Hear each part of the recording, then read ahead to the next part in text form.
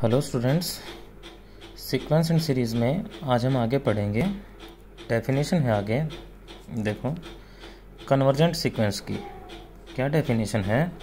A sequence a n is said to converge to a real number l if for any epsilon greater than 0 however small there exist a positive integer m such that an minus l का mod is less than epsilon for all n greater than equal to m। Convergent sequence की definition है कि कोई sequence an किसी real number l पे converge करेगी। कब? जब हम एप्सिलॉन 0 से बड़ा कोई भी नंबर ले लें और चाहे कितना ही छोटा ले लें।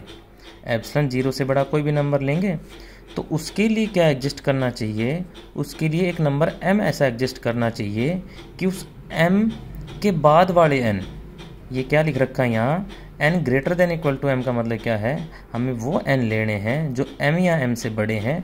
उन n के लिए क्या हो, an माइनस l का मोड एप्सिलॉन से छोटा हो। यानी कि m सीक्वेंस की ही कोई टर्म है, ms टर्म है, और उस ms टर्म के बाद वाली टर्म्स का डिफरेंस उस l से अगर लें तो वो एप्सिलॉन से छोटा आना चाहिए। तो क्या होगा कि वो सीक्वेंस an l को कन्वर्ज कर जाएगी और l उसकी क्या कहलाएगी, लिमिट कहलाएगी।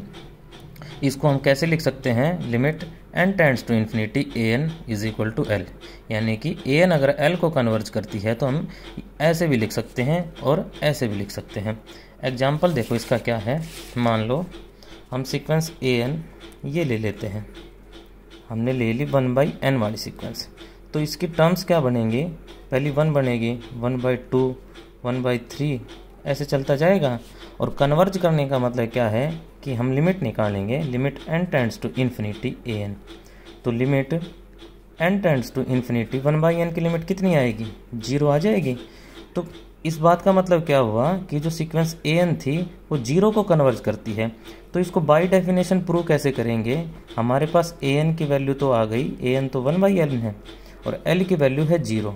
तो डेफिनेशन कहती है कि एप्सिलॉन 0 से बड़ा कोई भी नंबर लें।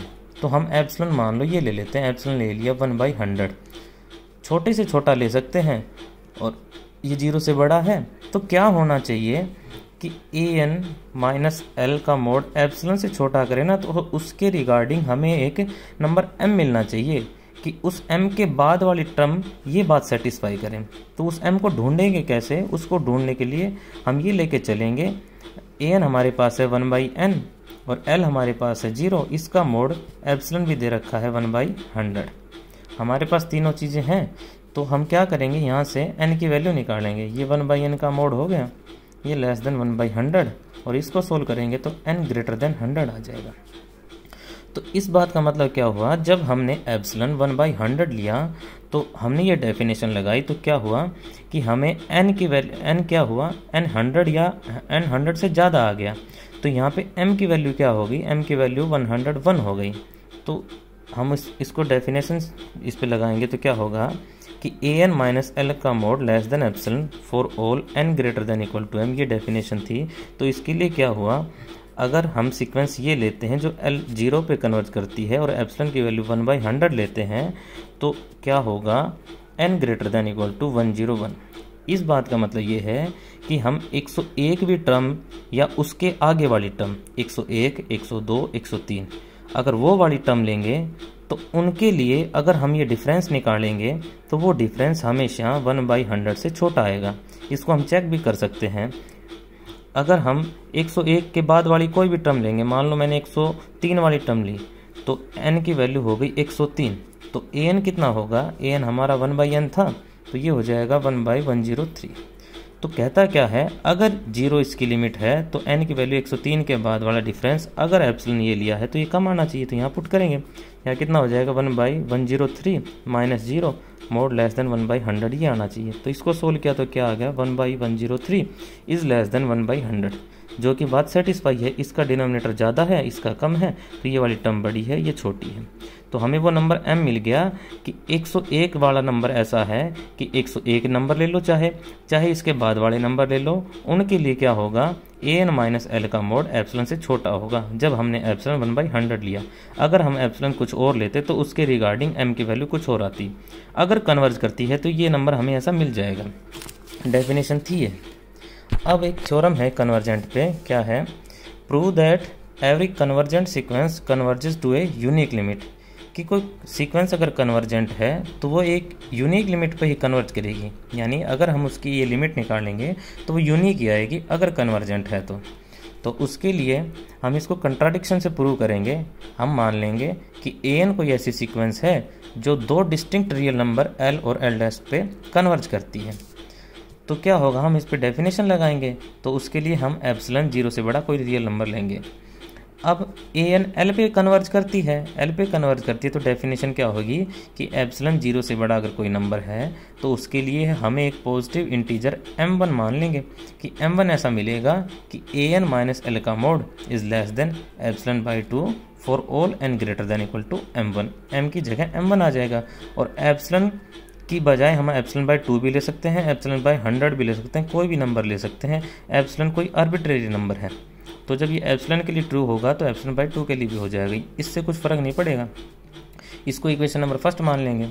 ऐसे ही अब अगर ए एन एल डैश को कन्वर्ज करती है तो उसके लिए भी डेफिनेशन बनेगी कि हर एक एप्सिलॉन के लिए एक दूसरा पॉजिटिव इंटीजर m2 ऐसा मिलेगा कि a n minus l dash का mod less than epsilon by 2 for all n greater than equal to m2। ये हमने डेफिनेशन दोनों पे लगा दी। जब l पे कन्वर्ज करती थी तो लगा दी और l डैश पे कन्वर्ज करती थी तो वो लगा दी। अब हम क्या करेंगे, जो हमने ये दो पॉजिटिव इंटीजर m1 और m2 मिले हैं उसके लिए क्या मान लेंगे, m एक पॉजिटिव नंबर ऐसा मान लेंगे जो इन दोनों का मैक्सिमम है। तो क्या हो जाएगा, जो इक्वेशन नंबर फर्स्ट मानी थी और सेकंड मानी थी वो क्या इम्प्लाई करेंगी कि ए एन माइनस एल का मोड लेस देन एप्सिलॉन होगा for all n greater than equal to m, और a n minus l dash का mod less than epsilon by 2 होगा for all n greater than equal to m। जब m हमने इन दोनों का maximum मान लिया है तो मैक्सिमम के लिए ये दोनों डेफिनेशंस होल्ड कर जाएंगी। तो हम m1 m2 ना लेके हम क्या करेंगे, ए एन माइनस एल का mod less than epsilon by 2, a n minus l dash का mod less than epsilon by 2 for all n greater than equal to m। एक m के लिए ही ये दोनों डेफिनेशन होल्ड करा सकते हैं जब m इन दोनों का मैक्सिमम है। अब हम आगे क्या करेंगे, हम L और L डैश का डिफरेंस लेके चलेंगे। L माइनस L डैश का मोड लेके चले, इसमें क्या किया, एक बार an जोड़ दिया और an सब्ट्रैक्ट कर दिया। तो क्या होगा, इस पे ट्रायंगल इनइक्वलिटी लगाएंगे तो क्या बन जाएगा, L माइनस an का मोड ये लेस देन इक्वल टू हो जाएगा और यहाँ plus an minus L dash का मोड ये हो गया। और L माइनस an के मोड को कैसे लिख सकते हैं, an माइनस L का मोड, ब्रैकेट मोड से हम माइनस कॉमन लेंगे तो वैल्यू वही रहेगी, ये हो जाएगा। और इसकी वैल्यू हमने कितनी मान रखी है, एप्सिलॉन बाई 2 से छोटी, और इसकी वैल्यू कितनी, एप्सिलॉन बाई 2 से छोटी। दोनों का सम किया तो क्या आ गया, L माइनस एल डैश का मोड कितना आ गया, एप्सिलॉन से छोटा आ गया। अगर an सीक्वेंस दो नंबर को कन्वर्ज करती थी तो हम ये लेके चले तो क्या हुआ कि उन दोनों का डिफरेंस एप्सिलॉन से छोटा आएगा। एप्सिलॉन 0 से बड़ा कोई भी नंबर है। अब अगर हम एप्सिलॉन ये ले लेते हैं, एप्सिलॉन हम अपनी मर्जी से ले सकते हैं। अगर हमने epsilon L minus l dash by 3 ले लिया तो वो क्या बनेगी इक्वेशन कि L माइनस एल डैश का मोड वो लेस देन हो जाएगा L minus l dash by 3 से। एप्सिलॉन 0 से बड़ा कोई नंबर लेंगे, ये 0 से बड़ा आएगा हमेशा, क्योंकि L और L डैश दोनों डिस्टिंक्ट नंबर हैं, इनका डिफरेंस 0 होगा नहीं, और अपॉन 3 करने से भी वो 0 से बड़ा तो रहेगा। लेकिन ये क्या आ गया, ये एक कंट्राडिक्शन आ गई, क्योंकि L माइनस एल डैश एक पॉजिटिव नंबर है और L minus l dash by 3 भी एक पॉजिटिव नंबर है, और ये नंबर इस नंबर से बड़ा है। L माइनस एल डैश वाला बड़ा है, L minus l dash by 3 वाला छोटा है, क्योंकि ये 3 से डिवाइड होने के बाद बना है। लेकिन यहाँ हम कह क्या रहे हैं, हम कह रहे हैं कि L माइनस एल डैश तो छोटा है, किससे, L minus l dash by 3 से, जो कि कंट्राडिक्शन है, क्योंकि ये नंबर छोटा होता है और ये नंबर बड़ा होता है।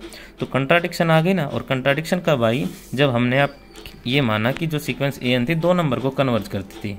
तो क्या हुआ, हमारी इस पोजीशन रॉन्ग हो गई। तो जो सीक्वेंस an थी अगर वो कन्वर्ज करती है तो यूनिक लिमिट पे ही कन्वर्ज करेगी। इसके बाद आगे थ्योरम एक और है, prove that every convergent sequence is bounded but not conversely. Theorem क्या है कि हर एक कन्वर्जेंट सीक्वेंस तो बाउंडेड होगी, लेकिन कन्वर्स इसका ट्रू नहीं है। कन्वर्स इसका क्या बनेगा कि बाउंडेड सीक्वेंस जरूरी नहीं कि वो कन्वर्जेंट हो। अगर कन्वर्जेंट है तो बाउंडेड ज़रूर होगी, लेकिन अगर कोई बाउंडेड सीक्वेंस है तो उसका ज़रूरी नहीं है वो कन्वर्जेंट हो जाए। उसके लिए प्रूफ देखो, अगर an सीक्वेंस हमने ये मान ली जो कन्वर्जेंट है l पे, यानी कि an सीक्वेंस l को कन्वर्ज कर रही है, तो हमें दिखाना क्या है कि an बाउंडेड होगी। अब an l को कन्वर्ज करती है तो डेफिनेशन क्या लगेगी, हम एप्सिलॉन 0 से बड़ा कोई नंबर लेंगे तो उसके लिए हमें एक पॉजिटिव नंबर m ऐसा मिलेगा कि an माइनस l का mod is less than epsilon for all n greater than equal to m। ये डेफिनेशन लग गई। अब यहाँ से इसका मोड खोलेंगे, हम मोड खोलेंगे तो क्या हो जाएगा, ये an minus l minus epsilon से तो छोटा हो जाएगा और प्लस एप्सिलॉन से माइनस एप्सिलॉन से तो बड़ा हो जाएगा और प्लस एप्सिलॉन से छोटा हो जाएगा for all n greater than equal to m। ये साथ चलेगा। इस बात का मतलब ये है कि हम ये an वो ले रहे हैं जो m या m से बड़े हैं, यानी कि m के बाद वाले an ले रहे हैं, उनके लिए ये सब बातें ट्रू होती जा रही हैं। अब इसमें l और जोड़ देंगे तो क्या हो जाएगा, l minus epsilon is less than an less than l plus epsilon, कब, for all n greater than equal to m, कि m और m से आगे वाली टर्म के लिए ये सब बातें होल्ड कर गई। और इस बात का मतलब क्या हुआ कि l माइनस एप्सिलॉन एक नंबर आएगा और l प्लस एप्सिलॉन एक नंबर आएगा। इसको अगर हम स्मॉल के मान लें, इसको अगर हम कैपिटल के मान लें, तो an यहाँ तक बाउंडेड हो गई, यानी कि एक स्मॉल के से तो बड़ी आ गई और कैपिटल के से छोटी आ गई। लेकिन ये आई कौन सी टर्म है, ये वो वाली n आई हैं जो m या m से बड़े हैं, यानी कि m टर्म्स को छोड़ने के बाद अगर an सीक्वेंस ये है तो इसकी फर्स्ट टर्म यहाँ a1 मिलेगी, यहाँ a2 मिलेगी, यहाँ कहीं आगे जाके mth मिलेगी, या am+1 मिलेगी और आगे चलती जाएंगी। तो हमने यहाँ से क्या दिखा है कि mth और mth से आगे वाली टर्म तो बाउंडेड हो गई, आगे वाली सारी टर्म तो l माइनस एप्सिलॉन से तो बड़ी हैं और l प्लस एप्सिलॉन से छोटी हैं, यानी कि ये वाली तो सारी बाउंडेड हो गई। बच कौन सी गई, स्टार्टिंग वाली बच गई, स्टार्टिंग वाली a1 a2 और am-1 वाली टर्म। वो वाली टर्म भी अगर बाउंडेड हो जाए तो पूरी सीक्वेंस बाउंडेड हो जाएगी। तो हमने आधी तो दिखा दी, आधी बची है, उसके लिए हम क्या करेंगे, हम t एक नंबर मानेंगे, स्मॉल t क्या मानेंगे, मिनिमम मान लेंगे। किन का मिनिमम, a1 a2 a3 और am-1, जो शुरू वाली m-1 टर्म्स थी उन सब का मिनिमम हमने स्मॉल t मान लिया। साथ क्या मान लिया, l माइनस एप्सिलॉन, कि इन सब में जो मिनिमम होगा वो t है, a1 a2 a3 am-1 और साथ l-1 जो l माइनस एप्सिलॉन जो ऊपर था। और कैपिटल टी क्या माने है, वो मैक्सिमम मान लिया, a1 a2 am-1 और l प्लस एप्सिलॉन, इनका मैक्सिमम मान लिया। तो क्या होगा, स्मॉल t इन सब से छोटा मिलेगा और कैपिटल T इन सब से बड़ा मिलेगा। तो क्या लिखेंगे, हम इस इक्वेशन को फर्स्ट को लिख देंगे कि स्मॉल t सबसे छोटा है तो small t is less than equal to an और an is less than equal to capital T for all n belongs to n। अब की बार सब के लिए होल्ड कर गया, ये अब होल्ड कर रहा था उन n के लिए जो m या m से बड़े हैं, लेकिन जब हम t और t में लिखेंगे तो सब n के लिए होल्ड हो जाएगा। और सब n के लिए अगर होल्ड हो गया तो ये डेफिनेशन बन गई बाउंडेड सीक्वेंस की। ये एक पॉजिटिव नंबर स्मॉल के है जिससे ये सीक्वेंस की टर्म बड़ी है, एक ये पॉजिटिव नंबर कैपिटल के होगा कोई जिससे ये इसकी टर्म छोटी है, तो पूरी सीक्वेंस an क्या हो गई, बाउंडेड हो गई। तो हमने क्या दिखा दिया कि an सीक्वेंस जो कन्वर्जेंट थी वो बाउंडेड हो गई। अब इसका कन्वर्स ट्रू नहीं है, उसके लिए एग्जांपल देखो। अगर हम सीक्वेंस an ये ले लें, -1 की पावर n-1, ये सीक्वेंस थी, इसकी टर्म्स क्या बनेंगी, पहली टर्म बनेगी 1 -1 1 -1, ऐसे चलेंगी, इसमें दो ही टर्म आएंगी। तो क्या है, ये सीक्वेंस बाउंडेड है क्योंकि इस सीक्वेंस की सारी टर्म्स -1 और +1 के बीच की हैं। भाई -1 है और 1 है, दो ही टर्म आती हैं, तो बाउंडेड सीक्वेंस तो है सब n के लिए। तो ये सीक्वेंस बाउंडेड तो है, लेकिन ये सीक्वेंस कन्वर्जेंट नहीं है, क्योंकि कन्वर्जेंट का मतलब क्या है कि उस सीक्वेंस की लिमिट यूनिक आनी चाहिए। अगर हम इसकी लिमिट निकाल लेंगे, limit n tends to infinity an, और an हमारा कितना है, -1 की पावर n-1, तो इसकी लिमिट दो आती हैं, एक 1 आएगी, एक -1। 1 कब आएगी, जब n इवन है, और -1 कब आएगी, जब n ओड है। और अभी हमने ऊपर पढ़ा था, अगर कोई सीक्वेंस कन्वर्जेंट है तो उसकी लिमिट क्या आएगी, उसकी यूनिक लिमिट आएगी। लेकिन इसकी लिमिट कितनी आती हैं, इसकी लिमिट 2 आती हैं। तो ये सीक्वेंस कैसी नहीं है, ये सीक्वेंस कन्वर्जेंट तो नहीं है लेकिन बाउंडेड है। तो इस थ्योरम से हमें क्या पता लगा कि जो कन्वर्जेंट सीक्वेंस है वो तो बाउंडेड ज़रूर मिलेगी, लेकिन इसका कन्वर्स ट्रू नहीं है। Thank you.